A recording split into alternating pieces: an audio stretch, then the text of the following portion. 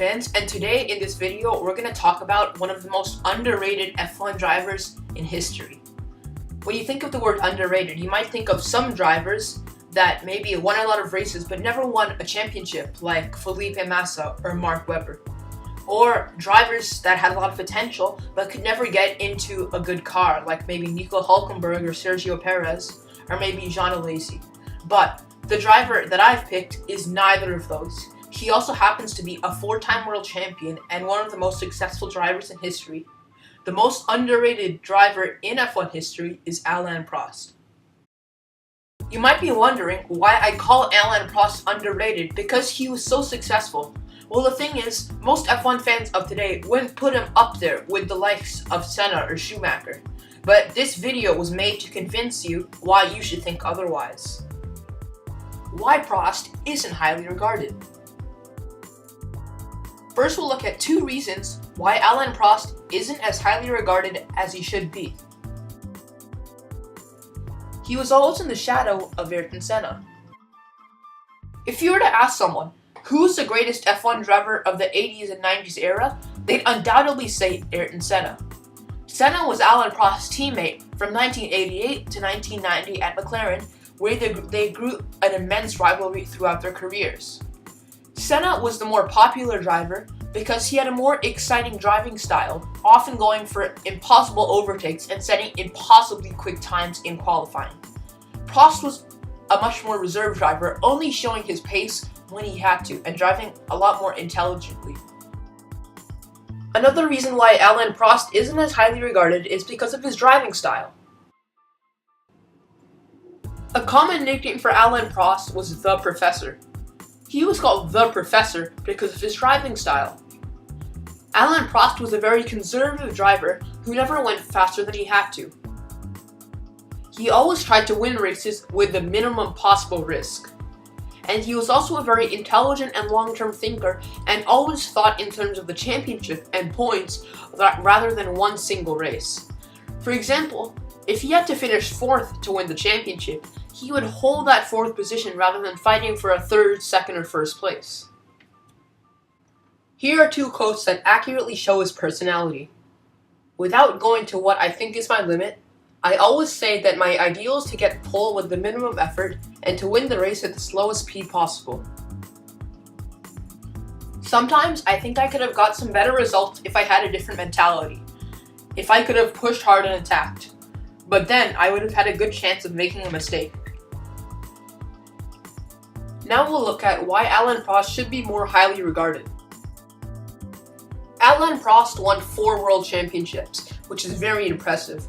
Only 4 other drivers have managed to do this. However, a lot of people don't know that he could have been a 7-time world champion. Alain Prost narrowly missed out on winning the championship in 1984. He was involved in the smallest title-winning margin in history, with his McLaren teammate Niki Lauda winning the championship by only half a point, despite Prost having more wins. The year before, Alain Prost lost to Nelson Piquet by 2 points, despite being ahead going into the final round. Prost would have won in 1988 if it wasn't for the points drop rule, which meant that only your best 11 results from the season were counted.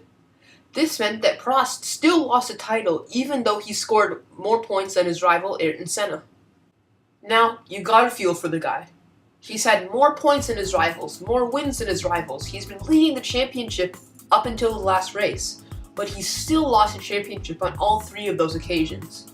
If luck had just turned in his favor a little bit, he would have been a 7-time world champion, which would have made him the most successful driver in history alongside Michael Schumacher. That's an achievement that even the generational talents of today like Sebastian Vettel and Lewis Hamilton are unlikely to achieve. He was the most successful driver of his era. Without a doubt, the 80s and 90s era was F1's golden age. The drivers, the tracks, and the cars were all at their best in those years. The fact that Prost achieved all that he did in his career is very impressive considering all the competition that he had. 52% of all the races that Alain Prost did resulted in podium finishes. That's higher than the likes of Michael Schumacher, Ayrton Senna, and Jim Clark.